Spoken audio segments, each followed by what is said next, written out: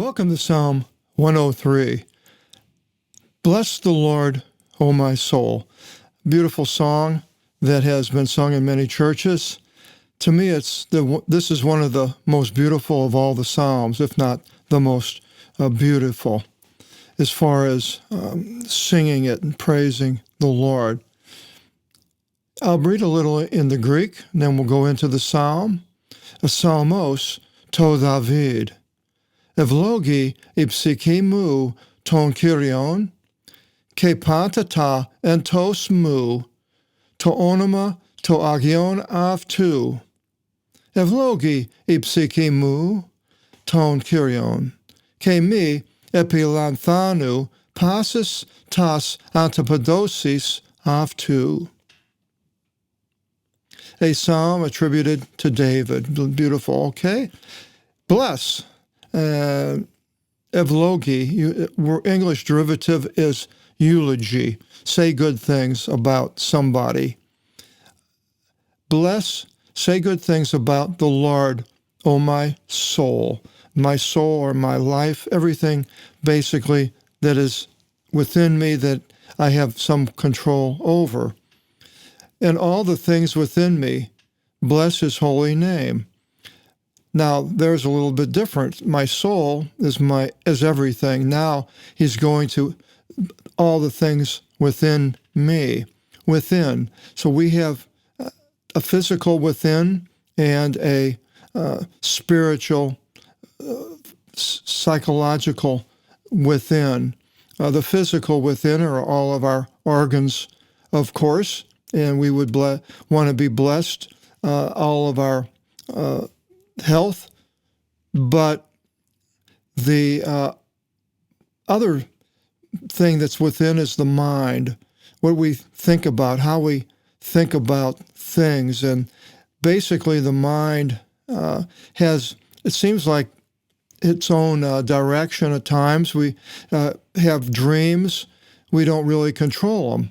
So there is that part of our brain that we really don't control. And there's that part of us within that it seems like Satan or his demons can invade our privacy when they want. We can't just lock the door to them. They have a way of coming into us. And then we have another way of entering into our inside within would be our eyes, what we look at, what we see. Are we looking at something healthy? Or are we looking at something harmful? If we're looking at something healthy all the time, we're going to be much healthier than we would if we looked at something that was harmful. Then there's sound, things that we take in with our ears. And if we listen to the praises of God and testimonies and the good things of people, then we are going to be blessed. But if we listen to horrible music or horrible things, then horror will take over our psyche, I suppose you would call it. So bless then all the things within me, and bless finally his holy name. That's the name that's separated for God, and I believe it is Jesus. Now, the people here in the Psalm didn't know who Jesus was yet, but his name to us is the only name by which we must be delivered, it says in the New Testament. And then, bless the Lord, O my soul, again, everything in me, and forget not all his recompenses. He has control over rewards and punishments, not to forget that he has this power. A recompense can be either one. He can recompense for good with a reward, or recompense bad things, evils, with punishment. He's the one propitiating all your lawlessnesses. And propitiating is only used a few times, I think twice in the Old Testament, once here, and not very much at all. And propitiating basically is looking favorably upon someone rather than unfavorably upon them. So he is the one looking favorably upon your lawlessnesses. That is, as far as the judgment of and the punishment for our lawlessness. And he's the one healing all your diseases. And Jesus came and healed lepers and more than once. The one ransoming. So here now we see Jesus. There's the one propitiating is basically, you could look at God as doing that. Jesus, yes, somewhat, but the healing of our diseases, Jesus did do. And then the ransoming was only done by Jesus. What did he ransom us from? It says, your life from out of corruption. Corruption basically is the body dying and going into wherever, going into the ground. And it's corrupted. It starts deteriorating right away. And he is ransoming us from out of the corruption. So this grave, death, will not have power over us because we've been ransomed by God, by Christ, to appear with him rather than to stay in the grave, as many will. And he's the one crowning you with mercy. And now, stephanunta is a verb, crowning, and the crown is the stephanon, or stephanos, but Stephan, the word Stephen, comes from that. But it's not a crowning of a king, it's the crowning of a victor. They put a wreath around their heads when they won a race or so forth, and they were crowned with this wreath, the Stephanos. That was the crown. It wasn't a crown like a diadem for royalty where you have the crown with the little spikes and the gems and all of that. It wasn't that. So he's crowning, the one crowning you with mercy. Your victory or your walk with the Lord is being crowned with his mercy, overlooking many of the things that are bad that we've done and could turn out to be something worthy of punishment that we won't have.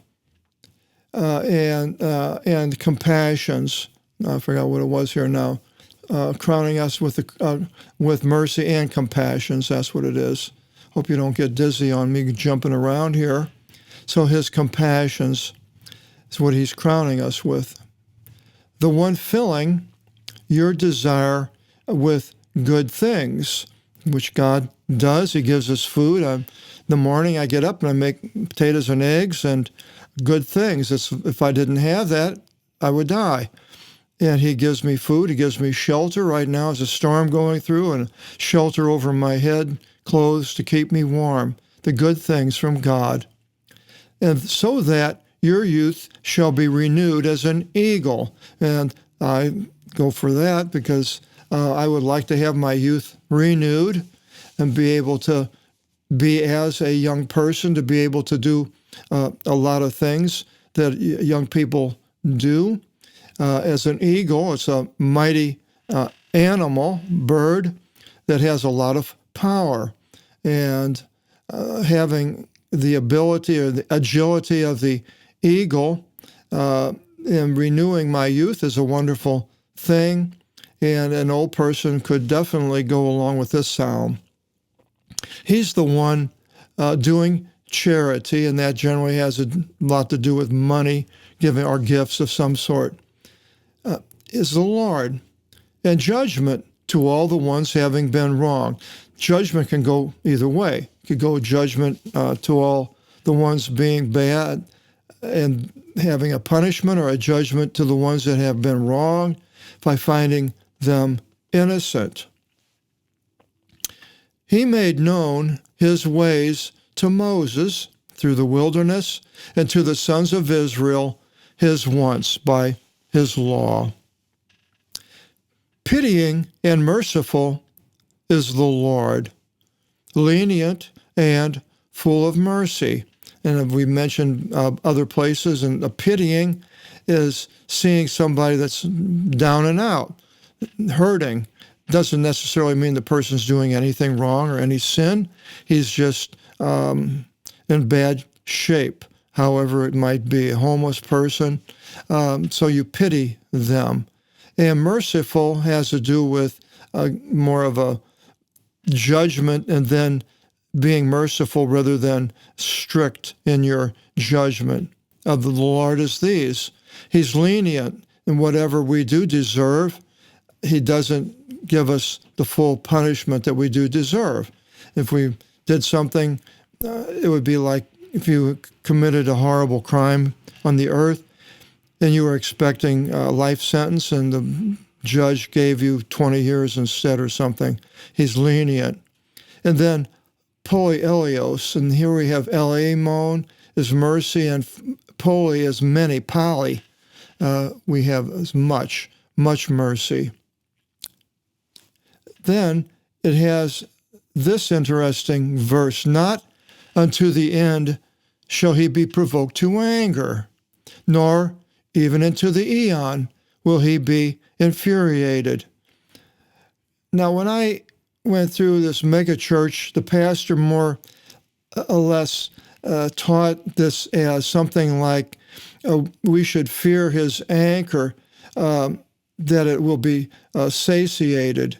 That where it says, shall he, unto the end, not unto the end shall he be provoked to anger. In the King James, it almost seems like, well, it's going to be there until the end. God is not going to have a cause for anger by eliminating it.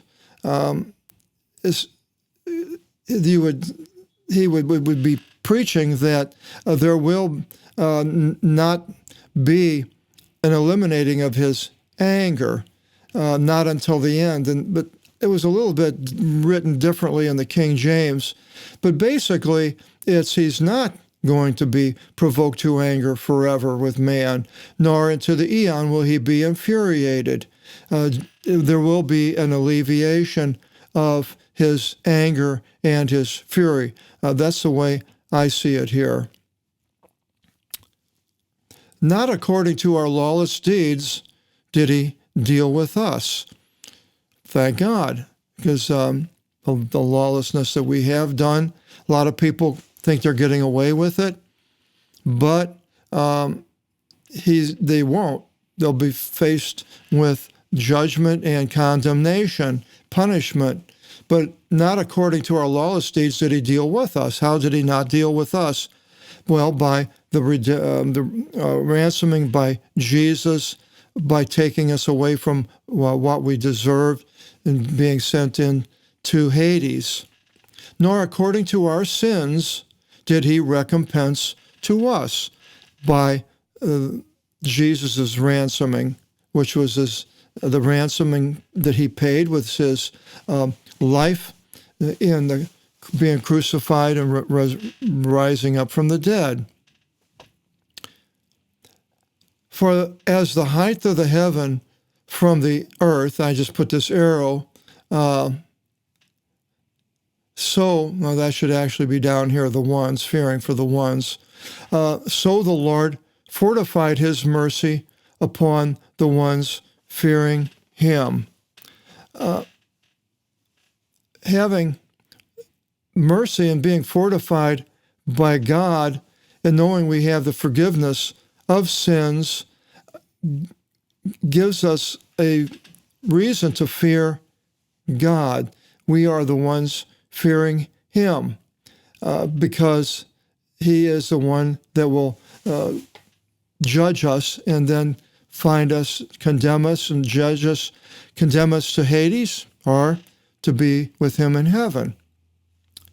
According to as much as the distance eastwards from westwards, so he set afar from us our lawlessness. And you can go on the globe, you can keep going east all the way around.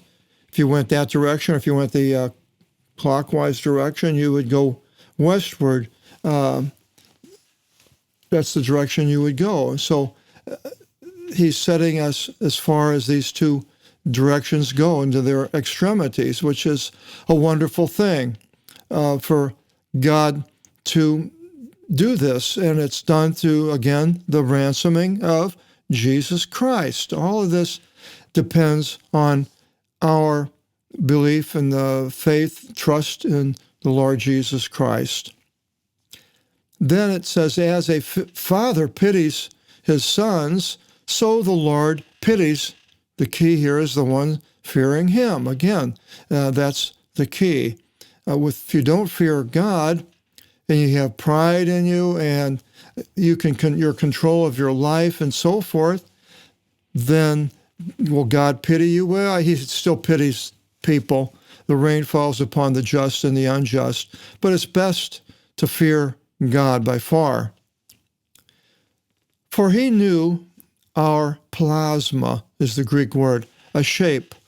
The plasma, as I think it has to do with blood. And he remembered that we are dust. And many times when I sin or I do something wrong, I call out to God and I try to remind him, Lord, I'm just dust, came from dust. I'm not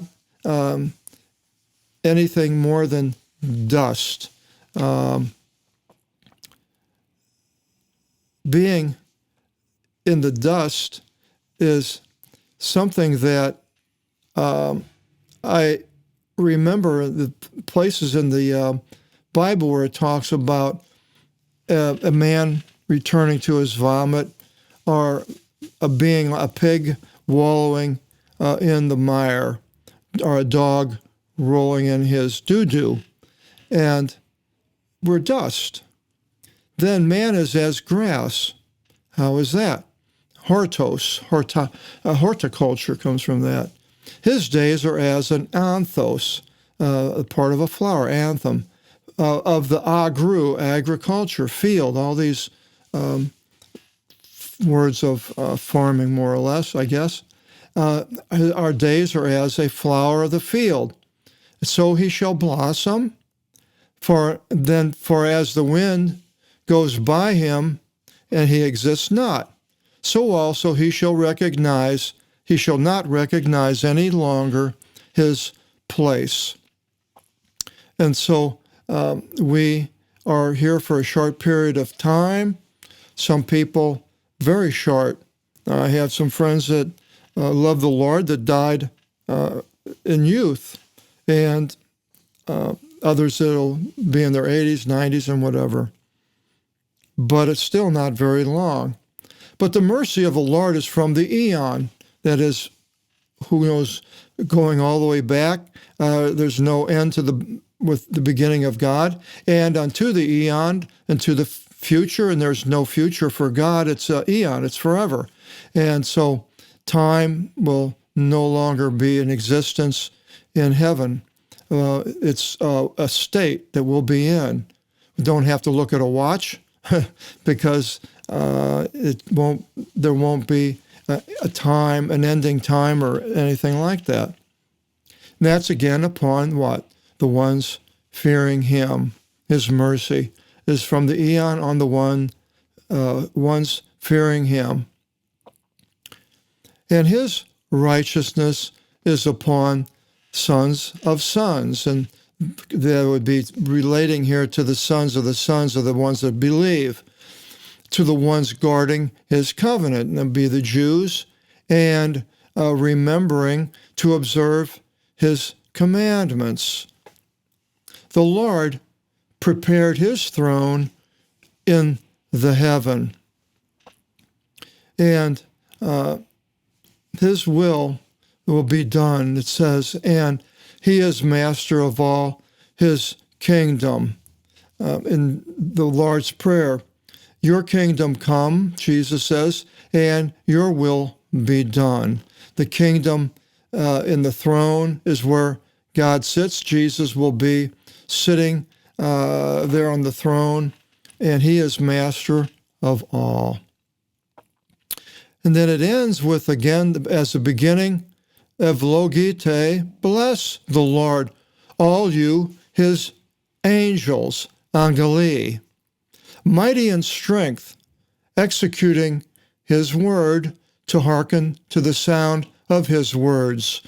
Some Jewish teachings are that angels are the manifestation of God's, like if my voice, which you're hearing, is coming sound waves being pushed out, air being pushed out. It goes into a microphone, and it goes into the computer and into this recording. And this Jewish thought is that instead of the airwaves, that when God's word goes out from God, it takes the form of an angel. I like that idea. It's an angel, a messenger, because that's what angel means. It's a messenger. If angelos, here are his angels, angali, was not an avtu, but if it was Solomon's angels, it wouldn't be an angel. It would be called Solomon's messengers. But God's angels take a form, and they appear to earth, and I have an angel, a guardian angel, maybe more than one. And so they execute his word and hearken to the sound of his word. Then again, bless the Lord, all his dynamis. Dynamite comes from that, the forces, army, basically.